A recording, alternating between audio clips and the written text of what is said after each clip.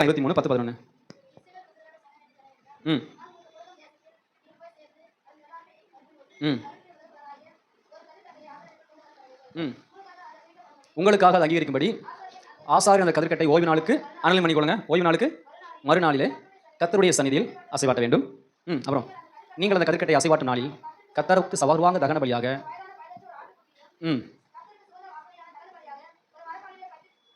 அது வாசிங்க போஜன பலியையும் திராட்சை ரசத்திலே கார்படி பான பலியும் செலுத்த கடவீர்கள். அல்லேலூயா. இது இப்படி தான் என்ன பண்ணணும், அந்த முதல் பலன் பண்டிகையை நம்ம கொண்டாடணும். அதில் என்ன போட்டுருக்கு அப்படின்னா, நீங்கள் போய் தேசத்தில் சேர்ந்ததுக்கப்புறம் வெள்ளாமையை நீங்கள் அறுவடை பண்ணும்போது எல்லாத்தையும் என்ன பண்ணக்கூடாது, அறுவடை பண்ணக்கூடாது. அது எப்படி பண்ணுவாங்கன்னா, முதல் பலன் பண்டிகைன்னா, இப்போ வந்து இந்த நிலம் இருக்குன்னு வச்சுக்கோங்களேன், இந்த நிலத்தில் ஃபுல்லாக விதைச்சிட்டாங்க அப்படின்னு வச்சுக்கோங்களேன். இந்த விதையை விதைக்கிறதுக்கு முன்னாடி முதல்ல ஒரு இடத்துல மட்டும் விதை போடுவாங்க. இப்போ நம்ம நாற்று நடுற மாதிரிங்களா, அந்த நாற்று நடுற மாதிரி முதல் பகுதியை எடுத்து அதை நட்டு வச்சிருவாங்க. அதுக்கப்புறம் என்ன பண்ணுவாங்கன்னா, மொத்தத்தையும் போட்டு நட்டு வைப்பாங்க. முதல்ல வச்சது மற்றதை விட என்னவா இருக்கும், கொஞ்சம் வளர்ச்சி அதிகமாக இருக்கும். அதை என்ன பண்ணுவாங்கன்னா, கத்தருக்குன்னு விதைப்பாங்க. புரிஞ்சு வராமல் சொல்லுங்க. அந்த உயரமாக இருக்கிற முதல் கதிர்கட்டை நல்லா புரிஞ்சுக்கோங்க. அந்த செய்கட்டை வெட்டி கொண்டு வந்து கத்தருடைய கதிர்கட்டை கொண்டாந்து ஆசாரியன் கொடுக்கணும். யார் கொடுக்கணும், எப்போ கொடுக்கணும், ஓய்வு நாளுக்கு மறுநாளில். அது போடுங்க, அந்த உங்களுக்கு அதுக்காக அங்கீகரிக்கப்படும் ஆசாரியன் அந்த கதிர்கட்டை ஓய்வு நாளுக்கு மறுநாளில் கத்தருடைய சந்நிதியில், அது ஒவ்வொன்றுமே ரொம்ப முக்கியமான இம்பார்ட்டன்டான விஷயம். ஓய்வு நாள் கிடையாது, ஓய்வு நாளுக்கு மறுநாளில் கொண்டு வந்து அந்த கதிர்கட்டை என்ன பண்ணணும், பலியிடத்துக்கு முன்னாடி இப்படி அசைவாட்டணுமா. அப்போ இந்த அதோட சேர்த்து ஒரு ஆட்டுக்குட்டியையும் ரத்தத்தையும் திராட்சை ரசத்தையும் பிசைந்த மெல்லிய மாவையும் கூட என்ன பண்ணணும், தேவனுடைய சமூகத்தில் வைக்கணும். அல்லேலூயா. இது எதுக்கு அடையாளமாக இருக்குது அப்படின்னு பார்த்தீங்கன்னா, நம்ம எல்லாரும் ஒரு நாள் என்ன பண்ண போகிறோம், உயிரோட எழும்ப போகிறோம், எடுத்துக்கொள்ளப்பட போகிறோம். அல்லேலூயா. அதற்கு அடையாளமாய் இயேசு கிறிஸ்து நமக்கு உயிர்த்தெழுதலின் முதல் பங்காக இருக்கிறார் அப்படின்றதுக்கான அடையாளம். இந்த உலகத்தில் எல்லாருமே இருந்தாலுமே கூட முதல் அந்த கோதுமை பயிரை வெட்டி கொண்டு வந்து தேவனுடைய ஆலயத்தில் கொண்டு வந்து என்ன பண்ணுவாங்களாம், அசைவாட்டுவாங்க. அல்லேலூயா. தேவன் இயேசு கிறிஸ்து அந்த மரணத்தை சம்பவித்த அந்த நாள், அல்லேலூயா, ஓய்வு நாள் அவருக்கு என்னவா இருந்துச்சு, ஓய்வா இருந்துச்சு. அல்லேலூயா. ஓய்வு நாள் இயேசு என்னவா இருக்கிறாரு, கல்லறைக்குள்ள அடக்கம் பண்ணப்பட்டிருக்கிறார். ஞாயிற்றுக்கிழமை தான் இயேசு என்ன பண்றாரு, அதிகாலையில் அதிகத்தோட உயிரோட எழும்புகிறார். அல்லேலூயா. இது எதுக்கு அடையாளமா இருக்குது அப்படின்னா, அந்த ஓய்வு நாளுக்கு மறுநாளிலே அது கர்த்தருடைய ஆலயத்தில் அசைவாட்டப்பட வேண்டும் அப்படின்னா, ஓய்வு நாளுக்கு மறுநாளிலே இயேசு கிறிஸ்து உயிரோடு எழும்பி அசைவாடுவார். அர்த்தம் புரியுதா உங்களுக்கு? அவர் தம்முடைய சுயரத்தத்தை கொண்டு போய் பூமியில இல்லை, பரலோகத்தில் இருக்கிற தேவனுடைய ஆலயத்தில் பிதாவுக்கு முன்னாடி மகா பிரதான ஆசாரியனாய் தன்னுடைய ரத்தத்தை கொண்டு போய் அங்கே காட்டி, இந்த உலகத்தினுடைய எல்லா பாவங்களுக்காக நான் மரித்து இந்த பானபலியாக சர்வாங்க தகன பலியாக அந்த திராட்சை ரசத்தை ஆகிய அவருடைய ரத்தத்தையும் பிசைந்த மாவாகிய அவருடைய சரியத்தையும் பரலோகத்தில் அசைவாட்டுகிறார். அல்லேலூயா. இதெல்லாம் நிறைய ரெஃபரன்ஸ் வசனம் இருக்குது, எபிரேயர் புத்தகத்தில் இருக்குது. அவர் தம்முடைய சுயரத்தினாலே பிதாவின் சன்னிதானத்துக்குள்ளே பிரவேசித்து நமக்காக அவர் வேண்டுகிறார் அப்படின்னு வசனம் இருக்கும். நேரம் இது புரியுதுங்களா? எல்லா கதிர் இருக்கும்போது முதல் கதிரை மட்டும் எடுத்து அதை கொண்டு போய் என்ன பண்ணுவாங்க, அசைவாட்டுவாங்க. அசைவாட்டியதுக்கு அப்புறம் சரியா 50 நாள் கழிச்சு தான் மற்ற பயிரெல்லாம் என்ன பண்ணுவாங்க, அறுவடை பண்ணுவாங்க. ஆதியாகமம் புத்தகம் 50ஆம் அதிகாரம்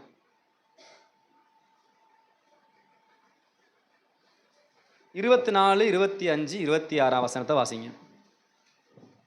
யோசேப்பு தன் சகோதரரை நோக்கி, நான் மரணமடைய போகிறேன், ஆனாலும் தேவன் உங்களை நிச்சயமாய் சந்தித்து நீங்கள் இந்த தேசத்தை விட்டு தாம் ஆபிரகாமுக்கும் ஈசாக்குக்கும் யாக்கோபுக்கும் ஆணையிட்டு கொடுக்கிற தேசத்துக்கு போக பண்ணுவார் என்று சொன்னதுமன்றி, தேவன் உங்களை சந்திக்கும் போது என் எலும்புகளை இவ்விடத்திலிருந்து கொண்டு போவீர்களாக என்று சொல்லி யோசேப்பு இஸ்ரவேல் புத்தரிடத்தில் ஆணை விடுவித்து கொண்டான். அடுத்த வசனம், யோசேப்பு 110 வயதுள்ளவனாய் மரித்தான். அவனுக்கு சுகந்த வர்க்கமிட்டு எகிப்து தேசத்திலே அவனை ஒரு பெட்டியிலே வைத்தார்கள். அல்லேலூயா. யோசேப்பு சாகும்போது என்ன சொல்றாரு, ஒரு நாள் கர்த்தர் நிச்சயமா உங்களை சந்திப்பாரு, நீங்க இந்த இஸ்ரவேல் இந்த எகிப்து தேசத்திலிருந்து கர்த்தர் உங்களுக்கு வாக்கு பண்ணின கானான் தேசத்துக்கு நிச்சயமாய் நீங்கள் புறப்பட்டு போவீர்கள். அப்படி போகும்போது என் எலும்புகளை மறந்துடாம கொண்டு போய் என்ன பண்ணுங்க, அங்க வச்சிருங்க. அல்லேலூயா. இது எதுக்கு அடையாளமா இருக்குது அப்படின்னா, இந்த உலகத்தை கர்த்தர் ஒரு பெரிய, அதாவது உலகம் என்கின்ற எகிப்து, பரலோகம் என்கின்ற கானான், நீங்களாம் ஒரு நாள் மீட்கப்பட்டு கானான் தேசத்துக்கு என்ன பண்ண போறீங்க, போக போறீங்க. அப்படி உயிரோடு இருக்கிற நீங்கள்லாம் போறதுக்கு முன்னாடி உங்களுக்கு முதல் பலனா எகிப்துக்கு வந்த நான். யார் முதல் பலன்? உங்க எல்லாருக்கும் முன்னாடி எகிப்துக்கு வந்த முதல் பலனாகிய நான் உங்க எல்லாருக்கும் முன்னாடி என்ன பண்றேன், ஒரு வார்த்தையை சொல்றேன், நான் இந்த பூமியில மரிப்பேன், ஆனா நீங்கள்லாம் உயிரோட, அதாவது அந்த கானான் தேசத்துல போகும் பொழுது உங்களுக்கு முன்னாடி என்ன பண்ணுவேன், நானும் அங்கே பிரவேசிப்பேன் அப்படின்றாரு. இது எதுக்கு அடையாளமாக இருக்குன்னா, இந்த உலகத்தில் இருக்கிற நம்மெல்லாம் ஒரு நாள் உயிரோடு எழும்புவதற்கு முன்பு நமக்காக முதல் பலனாய் இயேசு உயிரோடு எழும்பி அவர் பரலோகத்துக்கு பிரவேசித்தார். அதற்கு அடையாளமான ஒரு உருவக விதமான ஒரு ஸ்டோரி, ஒரு சம்பவம் தான் யோசேப்பினுடைய மரணம். அல்லேலூயா. எத்தனை பேர் புரிஞ்சு உங்களுக்கு? யோசேப்பு மரித்து அவன் கல்லறையில் அடக்கம் பண்ணப்பட்டு, அதுக்கு 2 உதாரணம் சொல்றாங்க. ஒன்று எப்படின்னா, முதல்ல பரிசுத்தவான்கள் எப்படி உயிர் தருவாங்கன்னா, உங்களுக்கு முன்னாடி நான் இறந்துட்டேன்னா முதல்ல என்ன பண்ணுவேன்? உயிரோடு எழும்புவேன். பின்பு உயிரோடு இருக்கிற நீங்களும் எங்களுக்கு ஏறு கொண்டு போவீர்கள் அப்படின்றாரு. அல்லேலூயா, ஆமென் சொல்லுங்க. இப்போ வேகமாக நிறையா வசனத்தை நம்ம வாசிப்போம். யோவான் புத்தகம் 12ஆம் அதிகாரம் 24ஆம் வசனத்தில் ஆண்டவர் சொல்றார், நான் கோதுமை செடின்றார். அல்லேலூயா. வாசிங்க. நான் அந்த மெய்யாகவே நான் உங்களுக்கு சொல்லுகிறேன், கோதுமை மணியானது நிலத்திலே விழுந்து சாகாவிட்டால் தனித்திருக்கும், செத்ததே ஆகில் மிகுந்த பலனை கொடுக்கும். இதை எதை குறித்து சொல்றாரு? நான் அந்த கோதுமை மணி, நான் தான் அந்த முதல் பலனாகிய முதல் கதிர்கட்டு, தேவனுடைய சன்னிதானத்தில் அசைவாட்ட போகிற முதல் கதிர்கட்டு. ஆதாம் முதற்கொண்டு இன்னைக்கு வரைக்கும் எத்தனையோ பேர் செத்தாங்க. ஆனால் நான் சாகிற மரணம் என்பது வித்தியாசமான மரணம். இந்த மரணம் எதற்கு அடையாள மரணம் என்றால், இந்த மரணம் உயிர்த்தெழுதலின் அடையாளமான மரணம். இதுக்கு முன்னாடி மரித்த எவனுக்குமே உயிர்த்தெழுதல் என்ற நம்பிக்கையோ உயிர்த்தெழுதலின் பங்கடைவதை குறித்தோ எந்த ஒரு அடையாளமும் இல்லை. ஆதாமுக்குள் எல்லோரும் மரிக்கிறது போல கிறிஸ்துவுக்குள் நாம் எல்லோரும் உயிர்ப்பிக்கப்படுகிறோம். ஒரு மனிதனுடைய மீறுதலினால் மரணம் உண்டானது போல ஒரே மனிதனுடைய கீழ்ப்படிதலினால் உயிர்த்தெழுதலும் உண்டாயிருக்கிறது அப்படின்னு சொல்றாரு பவுல்.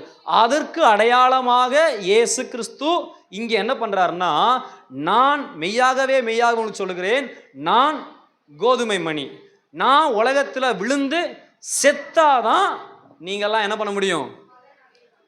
நீங்களும் உயிர்த்தெழ முடியும். நான் சாகலைன்னா நீங்கள் என்ன ஆக முடியாது? உயிர்த்தெழ முடியாது அப்படின்னு சொல்லி இந்த பூமியிலிருந்து அறுக்கப்பட்டு தேவனுடைய ஆலயத்தில் அசைவாட்டப்பட்ட முதல் கதிர்கட்டு நம் ஆண்டவராகிய இயேசு கிறிஸ்து. அல்லேலூயா. சந்தோஷமா தான் சொல்லுங்களேன்.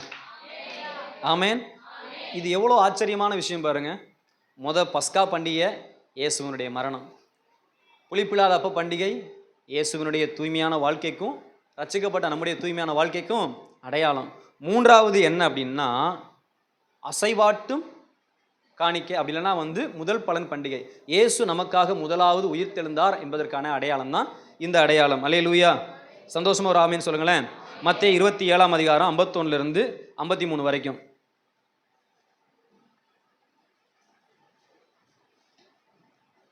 மத்தேயு 27 51 53 வரைக்கும்.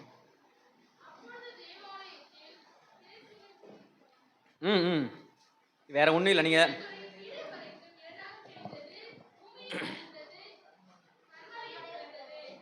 நான் உங்களுக்கு ஷார்ட்டாக சொல்கிறேன். நீங்கள் உங்களுக்கு உயிர்த்தெழும்போது என்னாச்சுன்னா, இயேசு மட்டும் உயிர்த்தெழலை.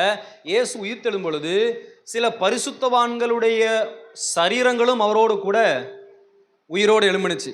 அல்லேலூயா. இயேசு கிறிஸ்து அந்த உயிர்த்தெழுதலை அந்த அதிகாலையில் ஞாயிற்றுக்கிழமையில உயிரோடு எழும்பின உடனே எருசலேமில் புதைக்கப்பட்டிருந்த சில பரிசுத்தவான்களுடைய கல்லறைகளும் திறக்கப்பட்டு அவர்கள் உயிரோடு எழும்பி பரிசுத்த நகரத்துக்குள் பிரவேசித்தார்கள்.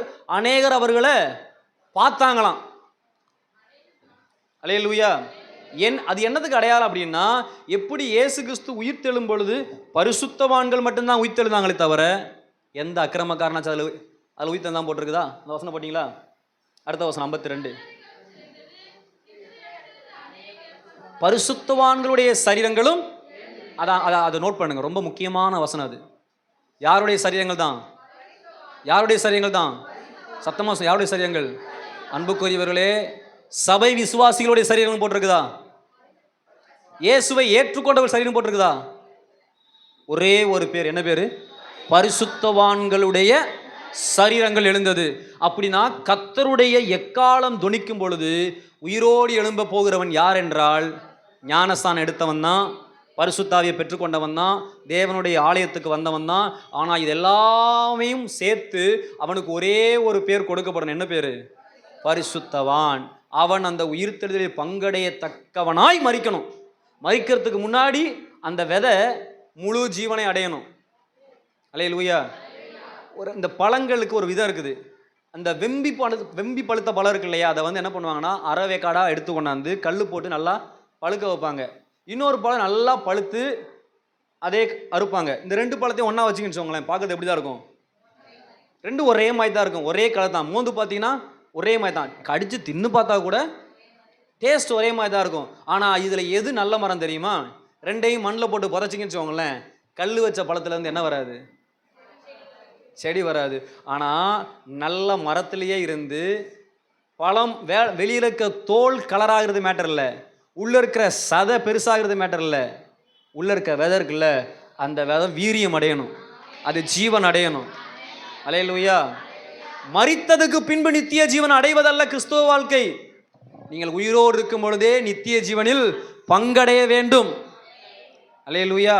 அதான் சொல்றேன், இதை ஒருவனும் இழந்து போகக்கூடாதுன்னு ஏன் சொல்றாருன்னா, உனக்கு அந்த நித்திய ஜீவனை கொடுத்துருக்கிறேன், அதை நீ இழந்துடக்கூடாது அப்படின்றார். எத்தனை பேர் புரியுது உங்களுக்கு?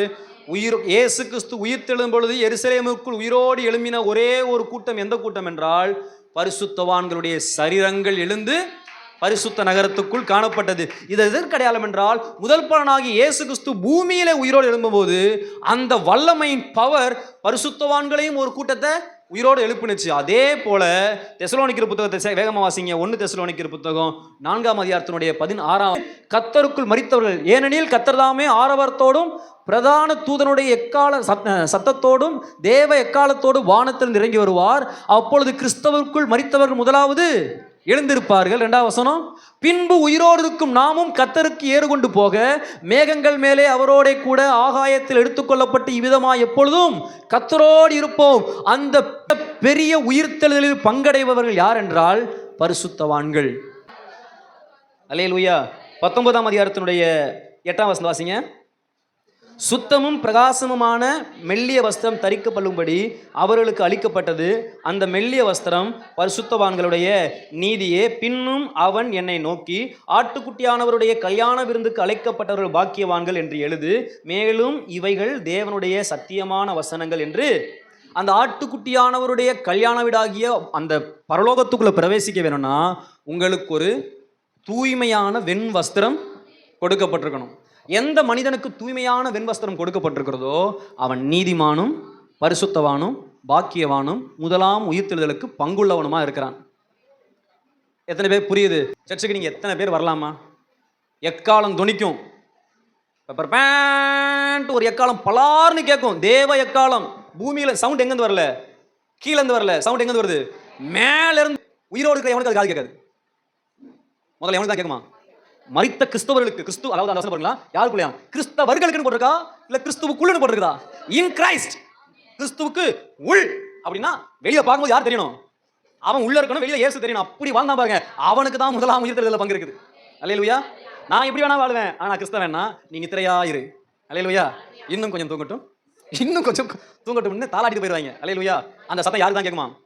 முதலாவது உயிர், அதாவது முதலாவது அந்த சத்தம் நம்முடைய எலும்புகளுக்குள்ள மண்ணுகளுக்குள்ள போய் கேட்கும். அது கொஞ்சம் இமேஜினேஷன் பண்ணி பாருங்களேன்.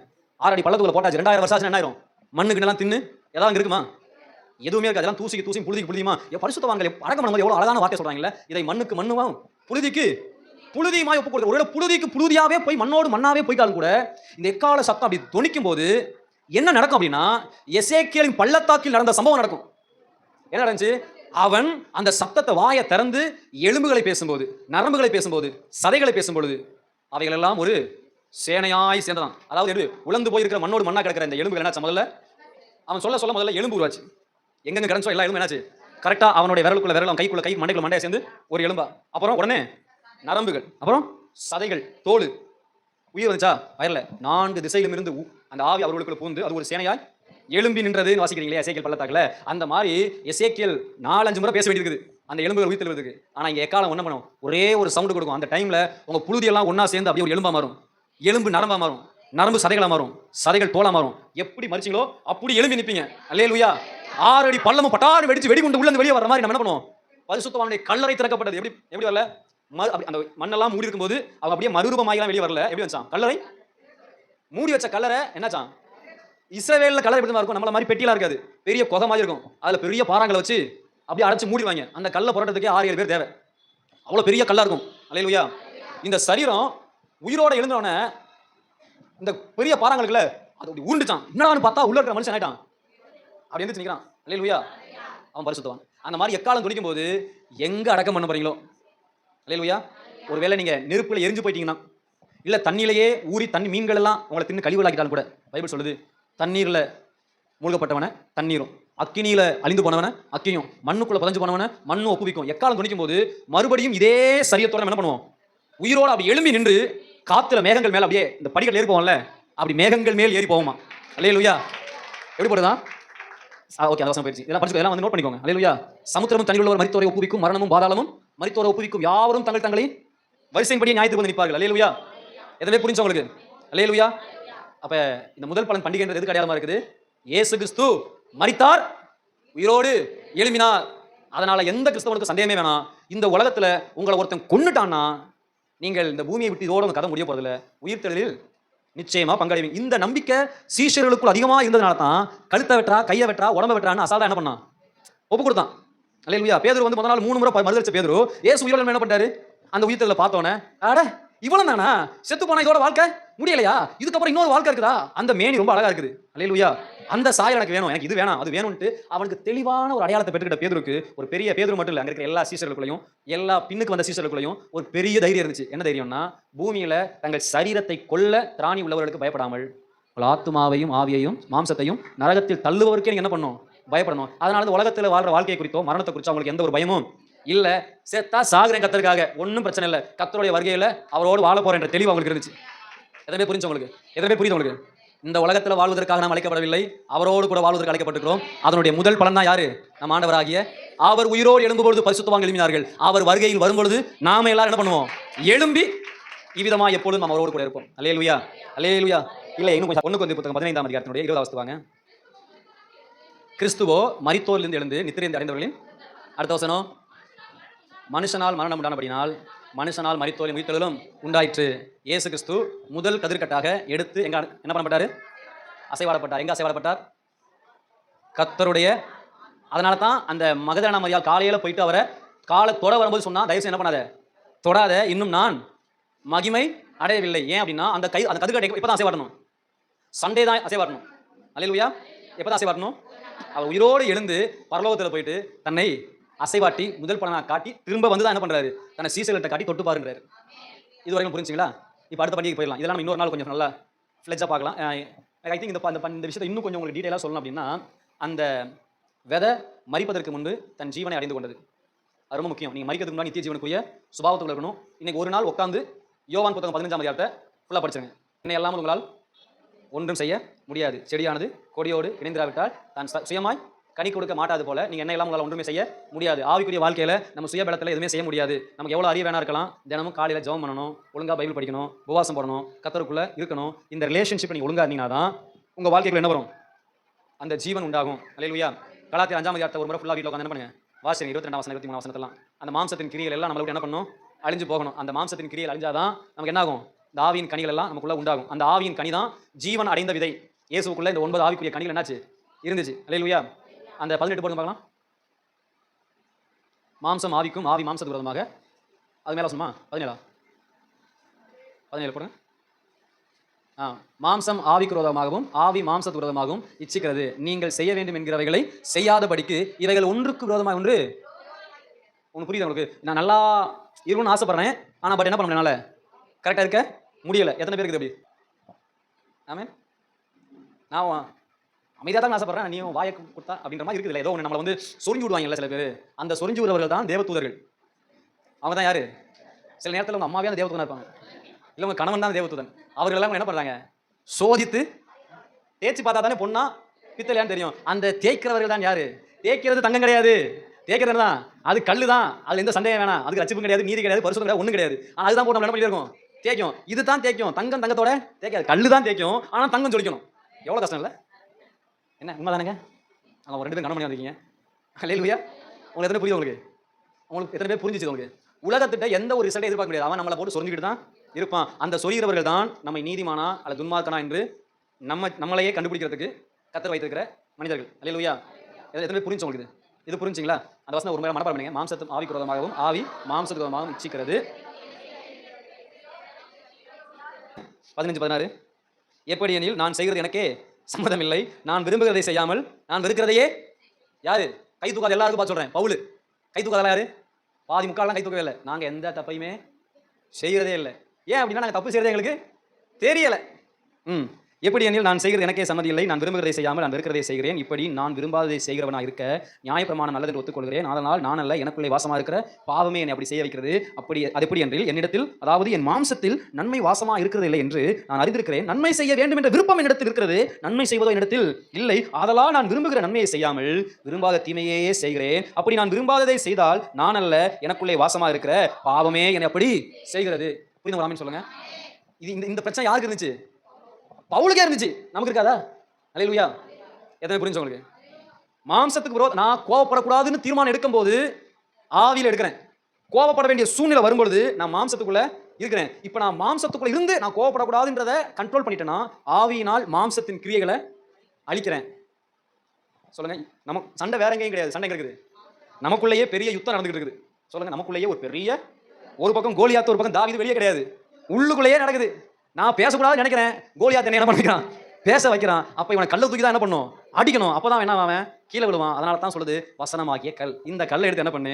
தெளிவா உனக்குள்ள அடிச்சுக்கிட்டே இரு. கோபப்படாத கோபப்படாத கோபப்படாத கோபப்படாதுன்னு 100 வசனம் கோபக்காரன் என்னெல்லாம் நடக்குன்றதெல்லாம் என்ன பண்ணுவீங்க?